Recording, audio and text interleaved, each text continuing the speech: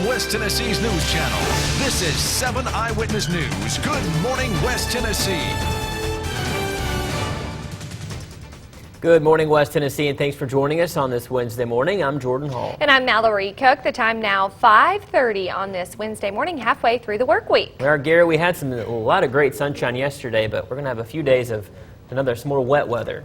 Yeah, it looks like the wet weather's going to move in here later today, and then once it gets here, it's going to stay with us all the way through Friday. In addition to that, we could be looking at some cooler temperatures. We're talking about one day, the high only about 59 degrees.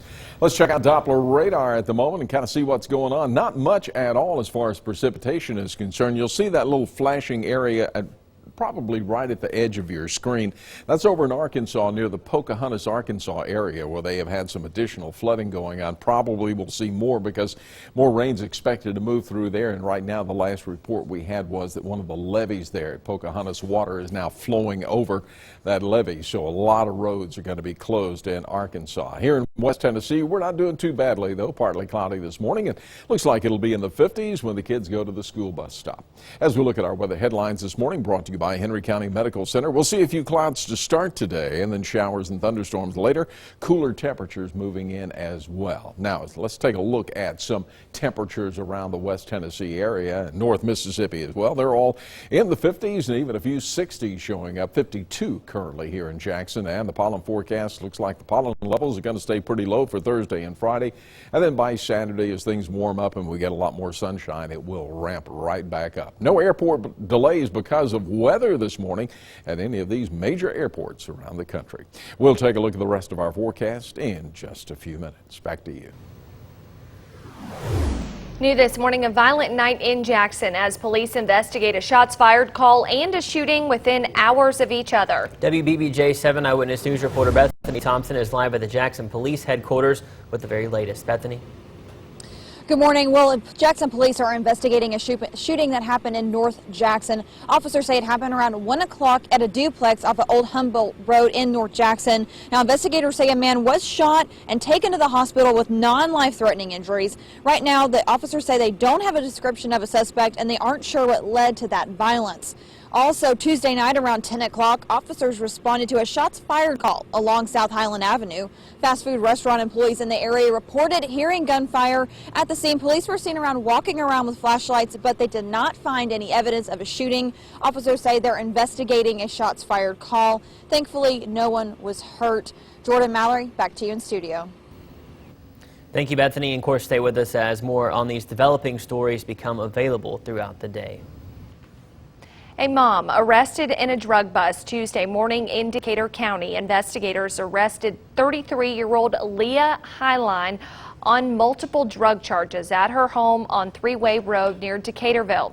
Sheriff's deputies, along with the drug task force, say they confiscated marijuana, meth, more than $27,000 in cash, a handgun, and 2 cars. Drug investigators say the meth alone had a street value of about $21,000. Around the Mid-South, firefighters in Middle Tennessee tackle a 3-alarm fire at an apartment complex. Investigators say the Hickory Run apartment complex in Hendersonville caught fire on Tuesday afternoon. Flames destroyed several apartments, and those tenants will have to relocate. About 40 others will be forced out because electricity to the entire building was shut off. Authorities say it may be days before the cause of those fires will be determined.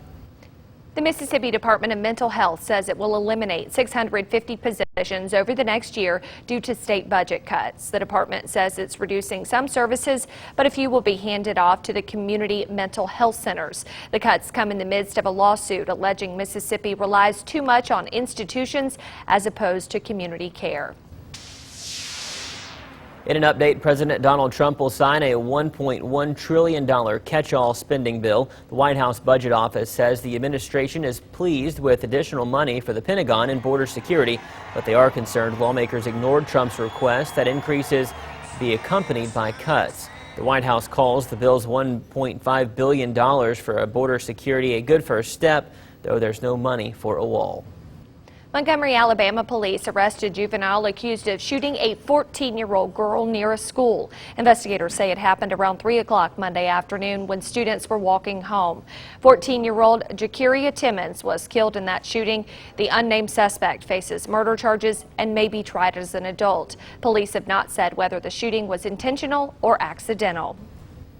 Well, the aunt of a black man shot and killed in front of a convenience store after an altercation with police last July says that those responsible for his death should be convicted. Veda Sterling spoke at a vigil Tuesday outside the convenience store where her nephew Alton Sterling died in Baton Rouge, Louisiana. That vigil was held after the Department of Justice announced it would not charge 2 white police officers in connection with his death. Mourners gathered to remember a stabbing victim Tuesday in Austin, Texas. Harrison Brown was killed Monday by a man with a knife who also stabbed 3 other students on the University of Texas campus. He was a freshman who hoped to have a career in music. Police arrested 21-year-old Kendricks White quickly after those attacks were reported. He was booked on a murder charge and will now face additional counts. The other men he stabbed are recovering. Caught on camera, a water rescue on a swollen river in Raleigh, North Carolina Tuesday. 2 kayakers struggled to keep their heads above water as they waited for help. You can see here one paddling with her hands ending up in the trees. Her friend then flips over her own kayak trying to help. Rescue crews say they got to the women in about 10 minutes. A medical team checked them out and says they will be okay. More flooding Tuesday in the St. Louis, Missouri area, forcing hundreds of residents to evacuate their homes. Take a look at this video here. The National Guard was stationed in town to assist with those evacuations. Authorities with the Missouri Department of Transportation also say they closed a portion of Interstate 55 overnight to kickstart recovery efforts.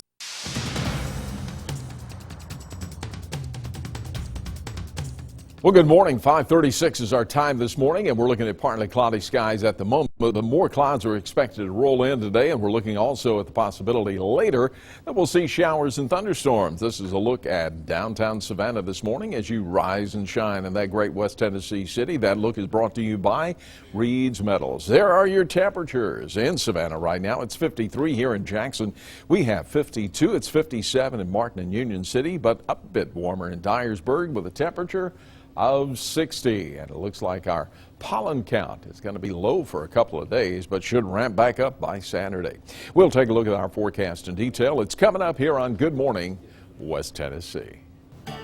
Apple faces challenges boosting sales of a popular device, how that affected first quarter earnings. And a major airline working to add more seating to economy class, how the move may cramp your style.